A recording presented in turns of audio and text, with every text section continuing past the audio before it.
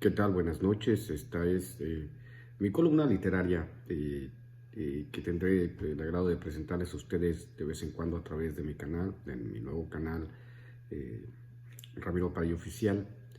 En este caso voy a compartir la columna que escribí, un ensayo que escribí para un encuentro de escritores, a la cual participé en Mendoza, Argentina, y me pidieron que hiciera algo relacionado a la literatura y a la violencia en México. Espero que les guste la columna y si el contenido es de su agrado, pueden ponerle like y pueden compartirlo para llegar a los 1000 suscriptores y tratar de empezar a transmitir en vivo a través de mi nuevo canal. Les agradezco mucho el privilegio de su atención y aquí les va, ¿no? Esta columna voy a tratar de acomodar un poco acá, pero ahí está. Se llama Literatura y Violencia en México. Si bien las sociedades en general se han explicado la violencia por medio de la ficción a través de la historia, esta permuta y se va transformando en narrativa a través de los años. Hay textos clásicos como la Ilíada que cuentan por medio de la tradición oral la saga del asedio a Troya y sus héroes míticos. También hay obras cumbres de la literatura universal como La Guerra y la Paz de Tolstoy. En el caso mexicano podríamos explicar más bien la literatura desde la prohibición. Diría Mario Vargas Llosa que la gran tragedia latinoamericana fue la prohibición de los libros en la Nueva España por motivos religiosos. 3 siglos perdidos. El premio Nobel Octavio Paz se quejaría con amargura de nuestra ausencia total en el siglo XVIII.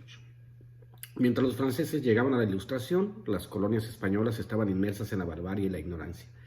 Quizá el punto neurálgico en el que la literatura de la violencia mexicana surgió ya como una narrativa completa y vinculante a nuestra realidad se haría a partir de la Revolución de 1910. Obras cumbres como Los de Abajo de Mariano Azuela o La Sombra del Caudillo de Martín Luis Guzmán mostraron por primera vez al mexicano como el revolucionario, como el mestizo. Desnudaron la violencia intrínseca de los estallidos sociales. Octavio Paz analizaría en El laberinto de la soledad las diferencias entre rebelión, revolución y revuelta, por tanto, su significado último, sus implicaciones en el imaginario colectivo. Aunque estas son formas de violencia porque presuponen un destino violento, sus orígenes son distintos. En su breve ensayo, Revuelta, Revolución, Rebelión, Paz disertaría precisamente acerca del significado de estos 3 sustantivos en la lengua española. Decía de manera clara que mientras que la palabra revuelta había caído en el desprestigio, revolución y rebelión adquirieron con el tiempo un prestigio que sigue vigente y actuante. También apuntó con agudeza que el arte y el amor fueron rebeldes, la política y la filosofía revolucionarias. Con el advenimiento del partido hegemónico en el poder, incluso el significado de revolución también se vaciaría de significado. Revolución se convertiría en una palabra que salta caprichosa en el salvapantallas de una vieja computadora.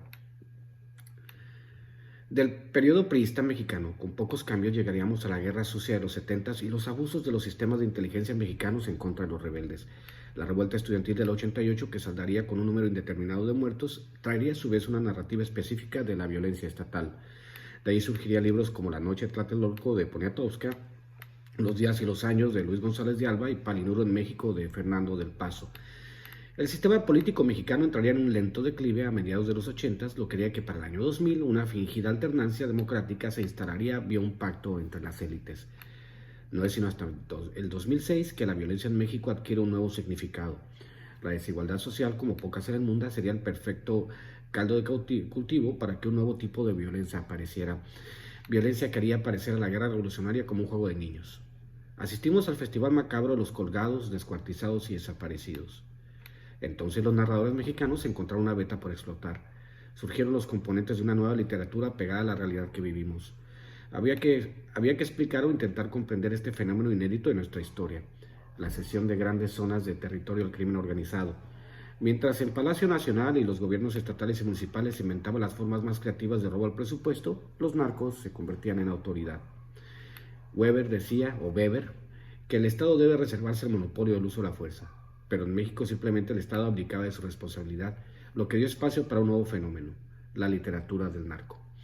La posibilidad de explorar la violencia desde todas sus vertientes se convirtió en un camino seguro, ya no para asegurar publicación en las grandes editoriales, sino también para ganar premios. Pero esto no podría explicarse sin el entendimiento de la narcocultura como tal. Desde el crecimiento de los grupos delincuenciales y su influencia en la cultura popular, nuevas formas de expresión de a poco se fueron acuñando. El corrido mexicano, que había sido marginal por antonomasia, se convirtió a fuerza de exposición en un fenómeno nacional.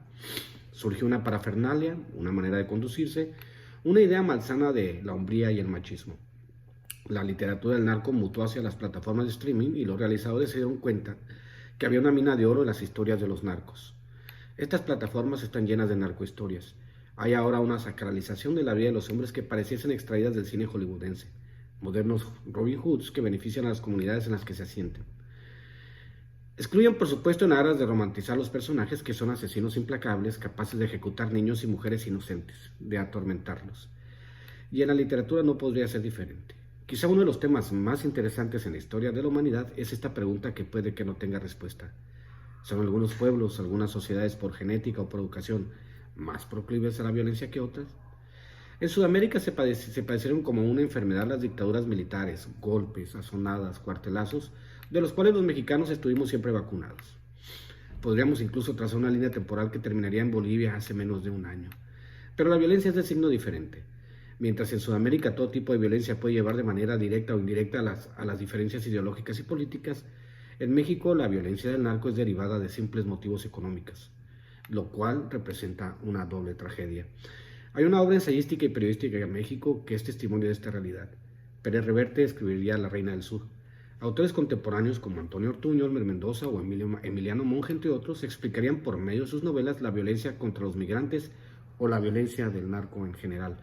Pero también entraría en cuestión el asunto de la salud de la literatura de la violencia. Schopenhauer propondría una división entre estas dos literaturas encontradas que ha existido desde siempre. Aquella cuyos fines son estrictamente comerciales y la otra, la literatura que ha soportado la prueba del tiempo, la que se podrá leer con el mismo gusto dentro de 100 años. Quizá la labor de los escritores es como la de los profetas del Antiguo Testamento, anunciar y denunciar. Dejar testimonio de los tiempos confusos, de los tiempos violentos, donde los mexicanos somos víctimas colaterales de uno de los dioses más implacables que ha dado la humanidad, el dios dinero.